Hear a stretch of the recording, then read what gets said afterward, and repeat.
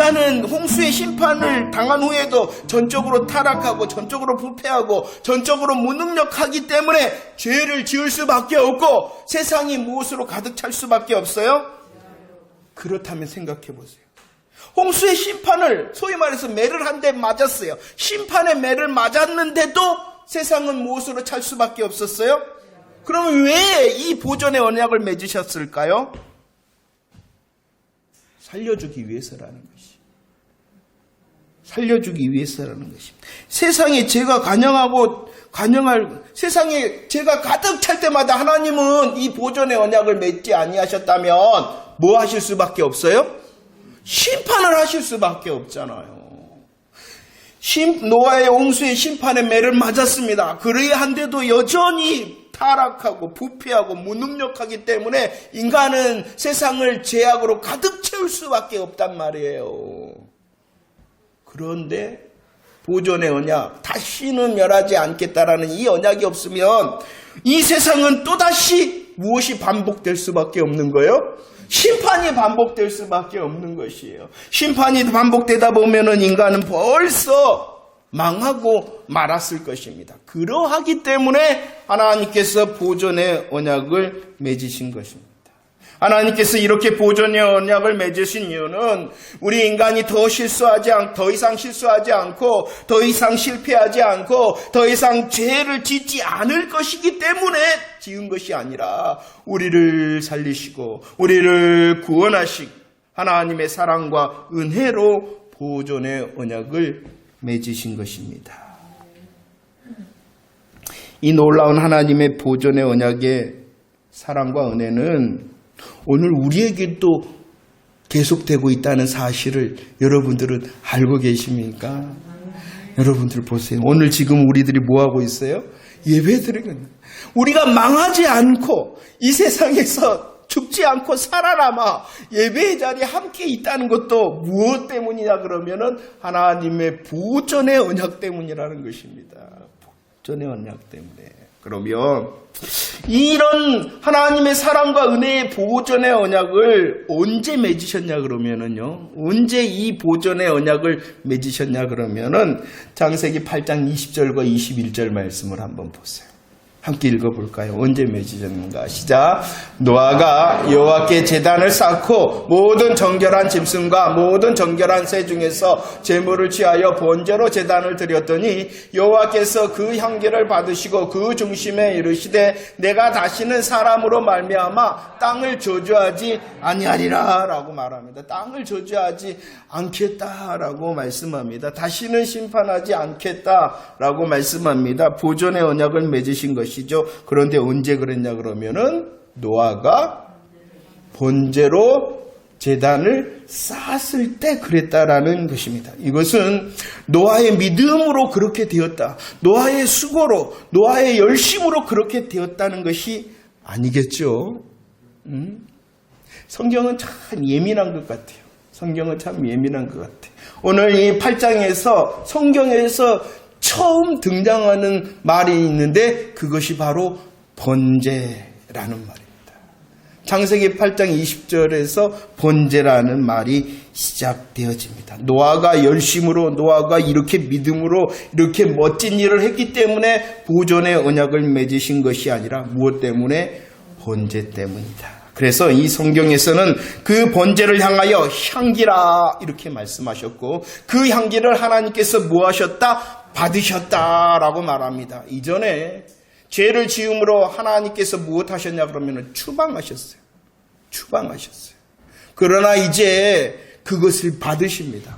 그리고 이전 성경에서는 더 멋지게 이것을 흠향하셨다. 흠향하셨다. 향기다. 그리고 흠향 받으셨다. 무엇 때문에? 번제 때문에. 노아의 수고가, 노아의 믿음과 열정과 열심 때문에 받으신 것이 아니라 무엇으로 인하여? 번제로. 번제를 하나님께서 향기라 하셨고 번제를 향기로 흠향 받으셨다. 그러면은 이 번제가 누구예요? 예수 그리스도.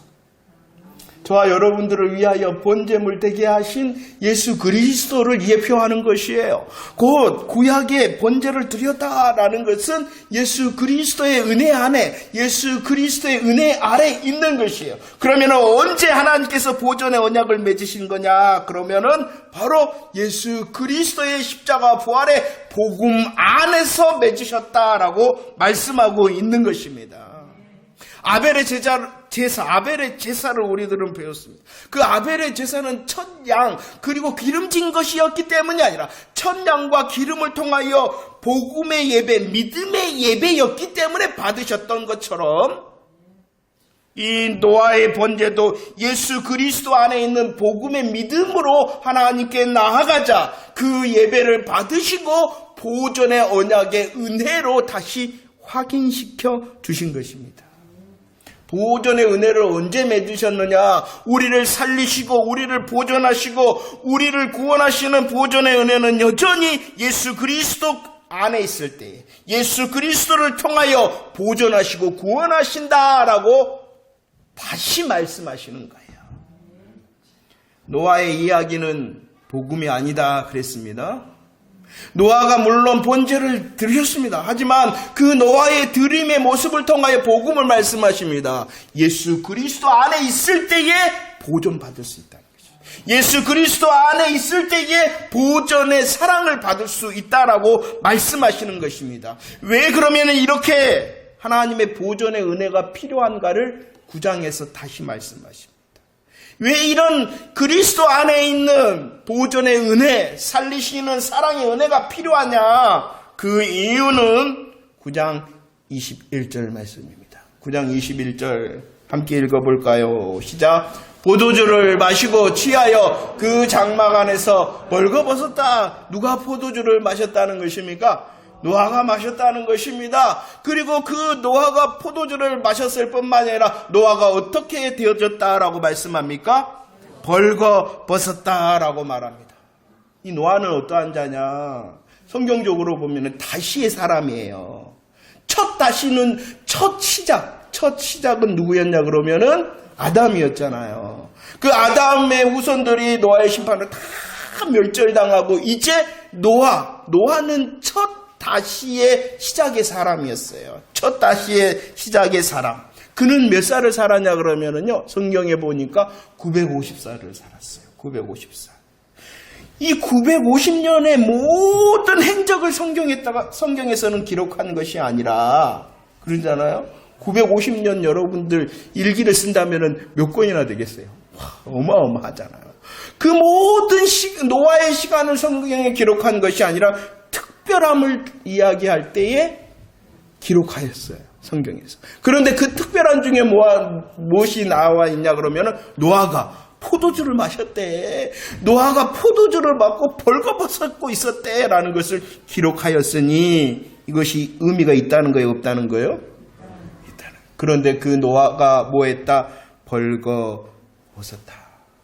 왜 보존의 은혜가 필요하냐? 왜 그리스도 안에서 번제 대신 그 은혜를, 그 사랑을 붙들어야 되냐? 여전히 노아도 뭐한 존재라는 것입니까?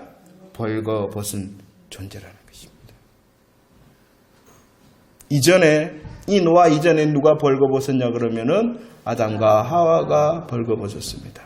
그리고 성경에 보면은 계속하여 우리의 실존, 우리가 어떠함, 우리의 정체를 드러내실 때에 벌거벗었다라고 말합니다. 그리고 신약 마지막 계시록에서 벌거벗었다, 교회가 벌거벗었다, 라오디게아 교회가 벌거벗었다라고 말합니다. 이것이 실존이라는 것이. 왜 여전히 보존의 은혜, 그리스도 안에 그리스도를 통한 사랑과 은혜가 필요하냐 그러면은 노아도 역시 뭐했기 때문에? 벌거벗었기 때문에. 벌거벗었기 때문에 무엇이 필요하다는 것입니까? 가려움의 못이 필요하다는 것이죠. 시편 32편 1절 말씀입니다. 32편 1절 시작. 허물의 사함을 받고 자신의 죄가 가려진 자는 복이 있다. 노아도 역시 하나님의 가려주심의 복이 필요한 자라는 것입니다. 노아도 역시 예수 그리스도 안에 있는 번제의 은혜, 보존의 은혜가 필요하다는 것입니다. 자, 우리는 이 9장의 사건을 좀 더 살펴보기를 원합니다.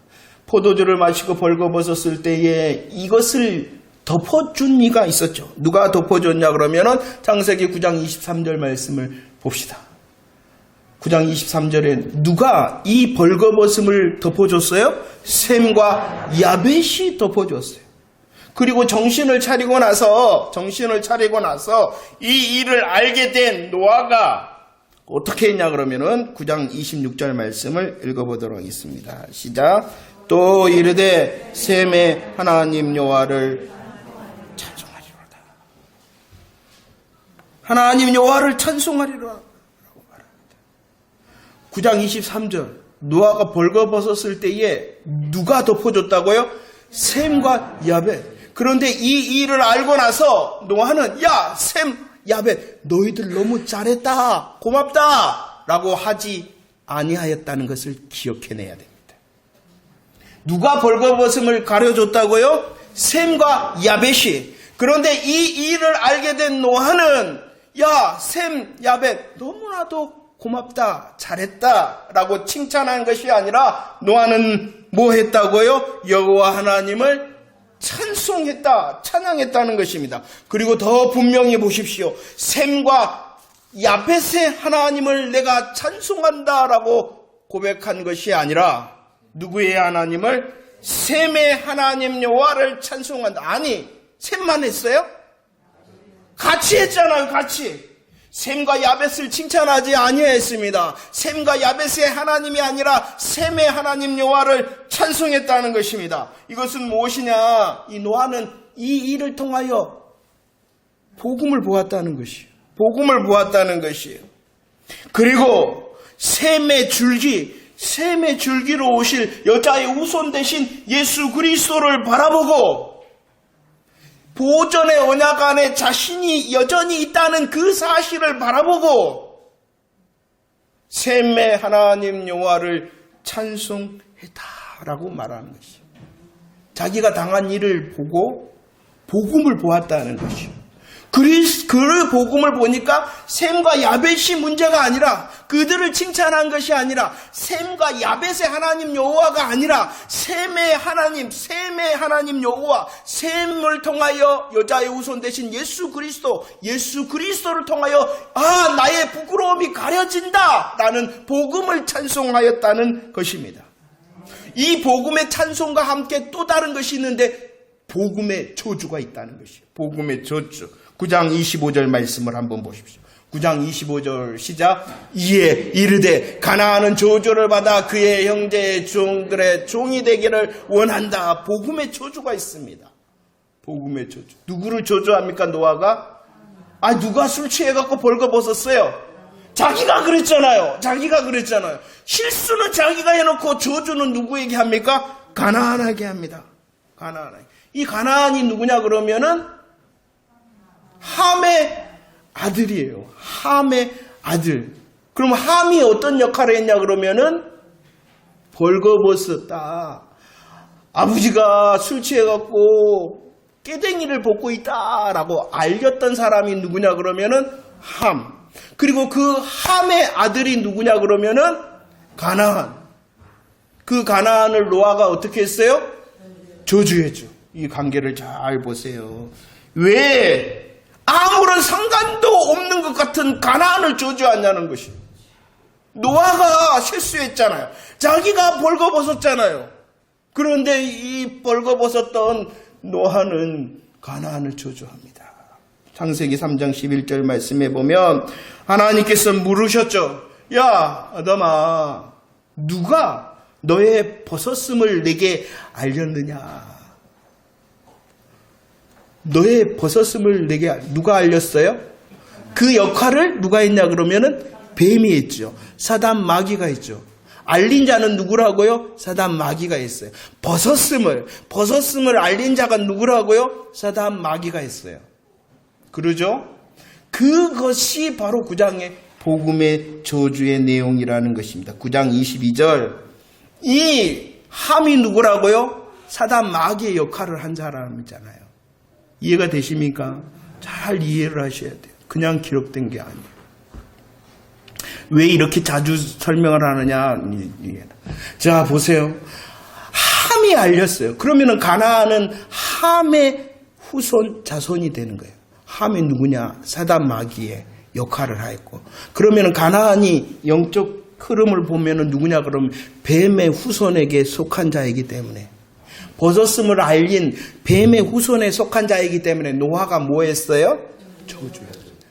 복음의 축복을 합니다. 셈, 함, 너무나도 잘했다 이렇게 한 것이 아니라 자기의 벌거벗음을 가려주시는 복의 은혜를 주시는 복음의 영광, 그리스도의 영광의 복음의 강체를 깨닫고 셈의 하나님 여호와를 내가 찬송한다라고 했던 것처럼 저주도 마찬가지입니다. 자기의 벗었음을 알리는 뱀과 사단의 역할을 한 그 함과 그에게 속한 가나안을 향하여서는 복음의 저주를 한 것입니다. 자, 먼저는 왜 우리가 보존의 은혜가 필요하냐 그러면 여전히 저와 여러분들도 뭐하기 때문에 벌거벗었기 때문에. 우리가 아무리 열심히, 아무리 최선, 아무리 자격과 능력을 가진다 하더라도 우리의 실상은 뭐예요? 벌거벗은 거예요. 그렇기 때문에 보존의 은혜, 예수 그리스도의 번제 안에 번제를 통한 보존의 은혜가 필요한 자가 노아뿐만이 아니라 누구다? 저와 여러분들이다 라고 말씀하고 있는 것입니다. 그리고 이 놀라운 사실을 노아는 자신의 경험을 통하여 알고 있어요. 그리고 이 노아가 누구냐 그러면은 구약에 속한 자라는 것입니다. 구약에 속한 이 노아는 자신에게 일어난 일을 통하여 그리스도의 영광의 복음의 강체인 복음의 찬송과 복음의 저주를 한 사람인데, 분명히 우리들은 노아는 어떠했습니까? 의인이다, 완전했다, 하나님과 동행했다. 그렇지만 그 의인과 완전함과 하나님과 동행의 비밀은 그가 잘했기 때문이 아니라 여전히 은혜 안에 있었기 때문이요. 그가 이렇게 오늘도 여전히 생명을 보존하시는 보존의 은혜의 약속을 받았던 이유도 예수 그리스도 은혜 안에 있었기 때문이라는 것입니다. 저와 여러분들도 마찬가지입니다. 여전히 누가 필요하다는 것입니까? 예수 그리스도가 필요하다는 것입니다. 구원받은 저와 여러분들을 위해서도 누가 필요하다는 것입니까? 예수 그리스도가 오늘도 필요하다는 것입니다. 우리의 구원을 이루신 예수 그리스도, 그분은 우리의 구원을 위해서뿐만 아니라 우리의 삶의 순간순간을 위해서도 여전히 주인이 되셔야 된다는 사실을 고백하는 저와 여러분들이 되어지기를 축원합니다. 이 일은 주의 재림의 때에도 똑같이 일어난다는 것입니다. 그래서 성경은 저와 여러분들의 시간을 이렇게 말씀합니다. 베드로후서 3장 7절 말씀. 이제의 시간, 저와 여러분들의 이제의 시간은 어떠한 시간이냐 그러면은 심판과 멸망을 향하여 달려가는 이제의 시간이라는 것입니다. 그러죠? 사람이 태어나면은 무엇을 향하여 달려가는 거예요? 죽음을 향하여 달려가는 시간이잖아요. 그러면 이 이제의 시간에 저와 여러분들이 해야 될 일이 있다라고 말씀합니다. 이제의 시간, 심판과 멸망을 향하여 달려가는 이제의 시간에 무엇을 해야 됩니까? 6장 2절, 고린도후서 6장 2절 고백합시다. 시작. 이르시되 내가 은혜 베풀 때에 너희에게 듣고 구원의 날에 너를 도왔다 하였으니 보라 지금은 은혜 받을 만한 때요. 보라 지금은 뭐 해야 된다는 것입니까? 은혜를 받고 구원을 찬송해야 될 이제의 시간이다라고 말씀합니다. 하나님께서는 노아를 향하여 120년의 기회를 주셨어요. 이제를 살아가는 그 시대의 사람들에게 120년의 이제의 시간을 주셨어요. 그런데 그들은 돌아서지 않아 결국은 멸망에 있었습니다. 이제 심판과 멸망의 향을 향하여 가고 있는 이제의 시간에 있는 저와 여러분들도 마찬가지. 이제의 시간에 어떠한 이제의 시간이 되어야 된다고요? 은혜를 받는 시간, 구원을 받는 시간이 되어져야 된다는 것입니다. 성경은 말씀합니다. 노아의 홍수는 하나님께서 공의로우시기 때문에 심판하신다는 것이죠. 이 공의의 심판에 하나님의 심판은 어땠습니까? 노아의 홍수는 지구 온 전체에 임하였듯이 그 날의 심판도 누가복음 21장에 온 세상에 임할 것이다 라고 말씀합니다. 근데 더 중요한 것은 온 세상에 심판이 임하는데도 노아의 홍수의 때에 사람들은 어떻게 했냐 그러면은 깨달지를 못했다. 깨달지를 못했다. 홍수의 시간이, 이제의 시간이 점점점 심판과 멸망의 시간이 됐는데도 깨달지를 못했다. 그런데도 누가복음 21장 또다시 말합니다. 그날 재림의 심판도 온 세상에 임할 뿐만이 아니라 덕과 같이 임한다 라고 말씀하고 있습니다. 여러분들, 이제의 시간을 살아가고 있습니다. 이제의 시간을 잘 살아가고 계십니까? 은혜의 시간에 이제의 시간, 구원의 시간에 이제의 시간을 잘 살아가고 있는 사람 맞습니까? 하나님께서는 하나님의 태바, 하나님의 방주를 통하여 우리로 은혜로 부르시고 구원으로 부르셨습니다. 그 방주는 컸습니다. 그 방주는 고페르 나무로 되어져 있었고 욕청으로 말라져 있었습니다. 그 문은 하나였고 그 창은 위를 향하였습니다.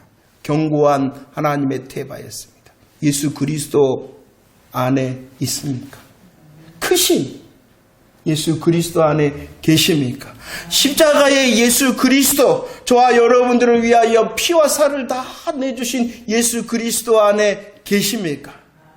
그 예수 그리스도가 나의 은혜, 나의 구원의 유일한 문과 창이다라고 고백하며 그 예수 그리스도 안에 계십니까?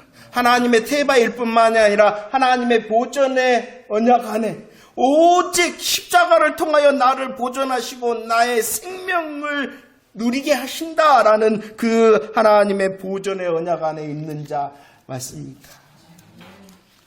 이 보존의 언약, 은혜 안에 있게 하신 하나님께서 주셨다. 무엇을 주셨냐 그러면은 증표를 주셨다라고 말씀합니다. 그 증표가 무엇입니까? 창세기 9장 13절 말씀입니다. 창세기 9장 13절 시작. 내가 내 무지개를 구름 속에 두었나니 이것이 나와 세상 사이의 언약의 증거다 라고 말합니다. 하나님의 태바의 은혜, 하나님의 보존의 은혜, 특별히 하나님의 보존의 은혜의 증거를 위하여 증표를 주셨죠. 그것이 무엇입니까? 무지개다. 그런데 이 무지개를 말씀하시면서 하나님께서는 창세기 9장에서 13절과 14절 무지개 하면서 그 무지개가 어디에 있다라고 말씀하고 있냐 그러면은 구름 속에 있다. 그리고 구름이 덮였다라고 말합니다. 무지개는 무엇이라고요? 하나님의 은혜와 하나님의 사랑, 하나님의 언약의 증표입니다. 그런데 그 언약의 증표가 무엇 속에 있고 무엇으로 덮여 있다고요? 구름. 그런데 이 구름은 우리들 세상의 근심과 걱정과 불안을 말하는 것입니다.